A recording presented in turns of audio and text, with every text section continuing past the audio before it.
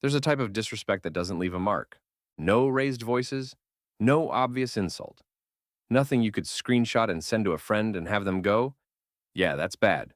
In fact, if you tried to explain it to someone, you'd probably talk yourself out of it halfway through. It's not a big deal. Maybe I'm being sensitive. But you didn't read it wrong. You felt it. That small sting. The comment delivered with a smile. The joke that landed just a little too hard. The interruption that happened one too many times to be accidental. Subtle disrespect is designed to be deniable. That's what makes it so hard to deal with. The moment you respond to it, you look like the problem. Reactive, sensitive. Like you can't take a joke. So most of us do what feels safest. We let it go. We laugh it off.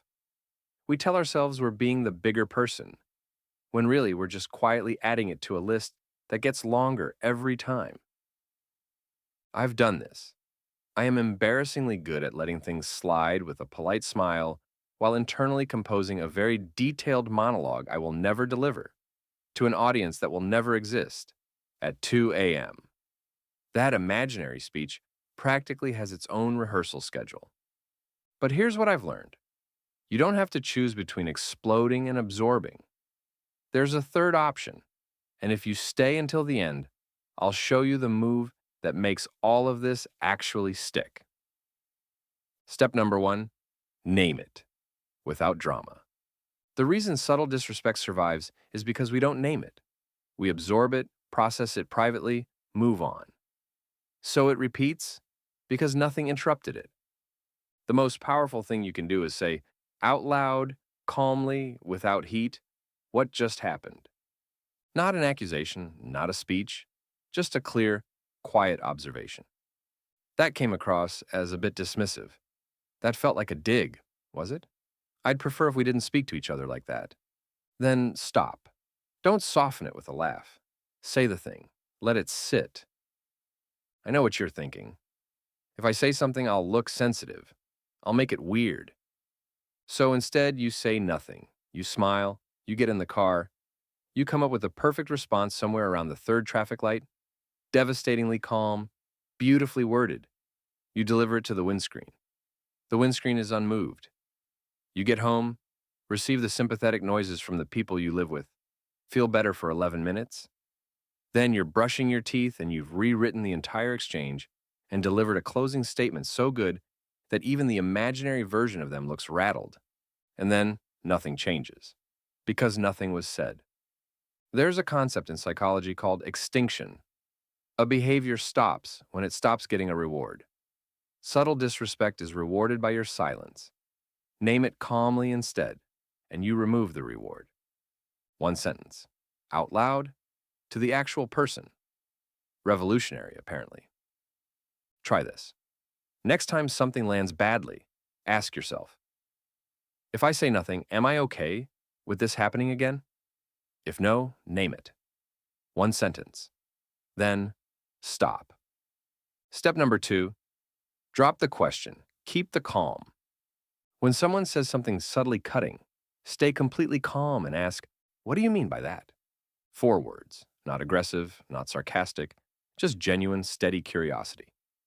Now they have to explain the comment, and they have two options. Option one, they own it, which most people who deal in subtle disrespect are not remotely prepared to do, because owning it out loud means admitting what they were actually doing, which is a level of self-awareness they have not signed up for today.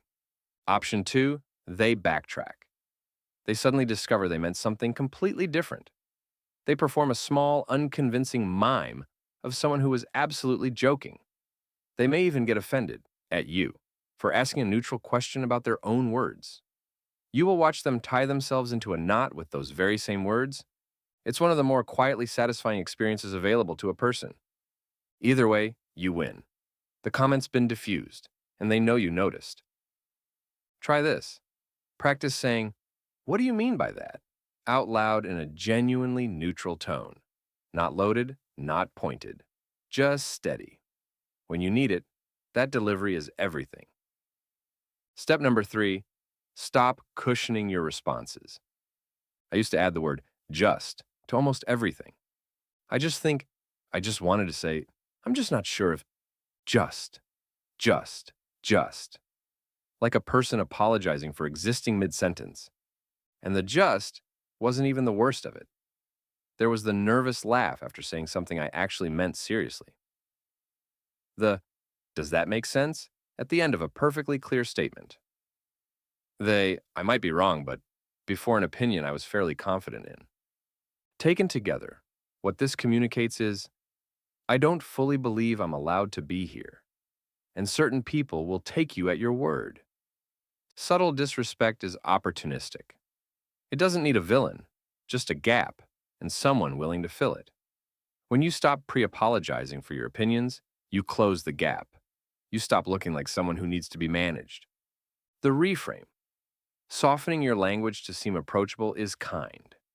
Softening it because you're not sure you're allowed to have an opinion. That's self-abandonment. And it's doing the other person's job for them. Step number 4, use the pause like a weapon, a polite one.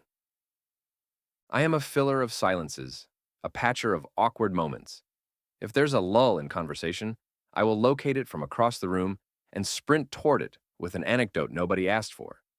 I am, essentially, conversational bubble wrap. Always there, slightly unnecessary, making a lot of noise about nothing. So when I say the pause is powerful, I say it as someone who has had to learn this the hard way. When something lands with an edge, the instinct is to respond immediately. Fill the moment before it gets uncomfortable. But that's exactly what the other person is counting on. The moment passes, the comment disappears, nothing gets acknowledged. Instead, pause. Look at them. Take your time. That pause says something a dozen words couldn't. I noticed. I'm deciding what to do with it. I'm not rattled. 3 seconds have passed, and they are very aware of themselves in a way they were not 3 seconds ago. They may start talking to fill the silence. They may over-explain. They may apologize for something they were pretending was a compliment. You haven't said a word. And they are in pieces. Try this. 3 full seconds before responding to anything that catches you off guard. It will feel agonizing. It will look composed. Those are not the same experience, and that gap is entirely in your favor. Step number 5. Set the expectation once. Clearly, privately, without anger. I have avoided this conversation approximately 100 times.